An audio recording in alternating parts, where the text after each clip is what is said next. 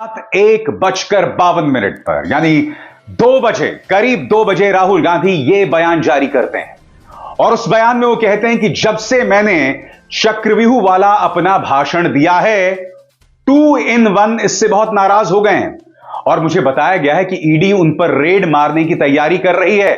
मैं ईडी का स्वागत करता हूं, चाय और बिस्किट के साथ मैं आपका स्वागत करूंगा। राहुल गांधी के इस बयान के बाद राजनीतिक गलियारों में एक भूचाल सा आ गया है। जनता पार्टी के नेता राहुल गांधी को झूठा करार दे रहे हैं। अरविंद केजरीवाल, दिल्ली के मुख्यमंत्री, आप जानते हैं ईडी के मामले में ईडी ने जो इन पर केस किया है उस मुद्दे पर इन्हें बेल मिल गया है। क्यों? क्योंकि सीबीआई ने केस कर दिया है। कहने का मतलब साफ है, एक मामले में आजाद हो तो दूसरे मामले में फंसा दो। और सबसे दुखद बात, दिल्ली हाईकोर्ट ने अब तक उनकी बेल पर फैसला नहीं सुनाया। कहा है राहुल गांधी जी ने, जो भी सरकार के खिलाफ आज जोर शोर से अपना आवाज बुलंद कर रहे हैं लोकतंत्र बचाने के लिए, उनके सबके खिलाफ एक साजिश रची जा रही है और ये साजिश यहां नहीं विदेश की भूमि पर रची जा रही है। ये मैं आपको बता रहा हूं। कुछ भी हो सकता है, हमले भी हो सकते हैं हमारे सबके ऊपर, राहुल जी के ऊपर।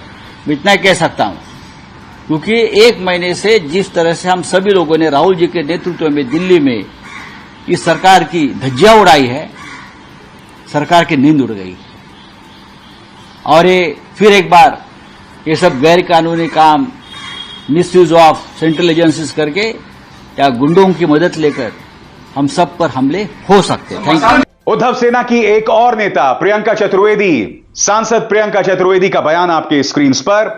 जब सरकार डर जाती है तो ईडी और सीबीआई को आगे कर देती है। सरकार ईडी, सीबीआई और आयकर के माध्यम से अपना एजेंडा चलाती है। इसी तरह से महुआ मोइत्रा, संजय राउत, संजय सिंह और अरविंद केजरीवाल के साथ किया है। इन एजेंसियों ने सरकार के सामने कैसे घुटने टेक दिए हैं, आपको समझना पड़ेगा दोस्तों। आखिर इस मुद्दे पर क्यों संजय राउत जो हैं वो तल्ख तेवर अपना रहे हैं? आखिर क्यों संजय राउत ये कह रहे हैं कि ये लोग हमला भी कर सकते हैं हम पर, यानी कि जान से मारने का प्रयास भी, क्योंकि संजय राउत को भी जेल में डाल दिया गया था। बाद में उसी मामले में जिस तरह से उन्हें गिरफ्तार किया गया था, अदालत ने तल्ख तेवर अपनाए और उन्हें बेल दे दिया, मगर इस व्यक्ति को जेल में रखा गया था।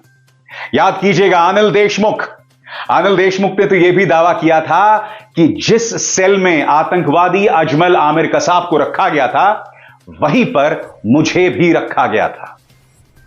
कांग्रेस इस बात को लेकर उग्र हो रही है। राहुल गांधी ने जो यह बयान देर रात जारी किया या आज सुबह जारी किया, उसके बाद अब कांग्रेस इस मुद्दे को लेकर उग्र हो रही है। पार्टी के नेता मणिकम टेगोर ने यह खत लिखा है जिसमें उन्होंने कहा है कि अब ईडी, सीबीआई, इनकम टैक्स, इनका जिस तरह से दुरुपयोग मोदी सरकार कर रही है उसको लेकर सदन में चर्चा होनी चाहिए। भारतीय जनता पार्टी बहुमत से 32 सीटें दूर है, फिर भी वो एजेंसीज का इस्तेमाल कर रही है, ऐसा मणिकम टेगोर अपने इस खत में लिख रहे हैं। दुर्भाग्य है इस देश का, संवैधानिक पद पर बैठा व्यक्ति इतना बड़ा एलओपी झूठ बोलेगा, भ्रम फैलाएगा, संविधान की खेती करने की बात करता है, संविधान लेकर के सदन में आते हैं। मैं चुनौती देता हूं कि ये राहुल गांधी बताएं कौन अधिकारी ने इनको इनसाइडर में फोन किया। ये भ्रम मत फैलाएं। ये शर्मिंदित हैं, अनुराग ठाकुर के प्रश्नों का जवाब नहीं दे पाए। इनके परदादा पिछड़ों को धोखा दिया, जवाहरलाल नेहरू, इनकी दादी धोखा दी मंडल कमीशन के रिपोर्ट पर, इनके पिताजी ने हाउस में रोका, इन्होंने नहीं उसको उजागर किया था, ये कहते हुए कि उनका ड्रग्स टेस्ट होना चाहिए, जबकि आप जानते हैं खुद कंगना रनावत ने कबूला था कि वो ड्रग्स लेती हैं। आज उन्होंने एक नया हमला किया, वो कह रही हैं कि मीडिया को राहुल को कटघरे में रखना चाहिए। अरे समझदार औरत, राहुल गांधी पर हमला करने के अलावा मीडिया ने किया क्या है? मीडिया में तो सिर्फ प्रधानमंत्री नरेंद्र मोदी का महिमा मंडन होता है, राहुल को तो गाली दी जाती है। सुनिए मोहतरमा क्या कह रही हैं। चक्रव्यूह कहना, और सबसे जो निंदाजनक उनकी जो बात है वो हमेशा जो देश के प्रति जिस तरह से शब्द का उपयोग करते हैं, देश का हलवा बट रहा है और सब खा रहे हैं।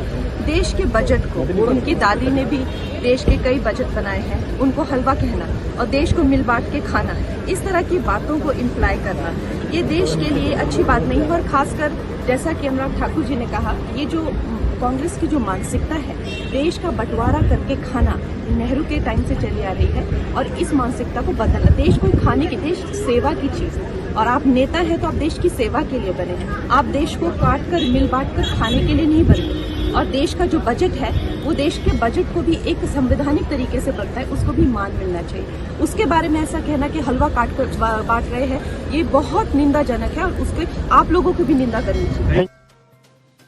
सब्सक्राइब कीजिए न्यूज रिएक्शन चैनल को और प्रेस कीजिए नोटिफिकेशन बेल को ताकि आप पास के लेटेस्ट न्यूज अपडेट्स सबसे पहले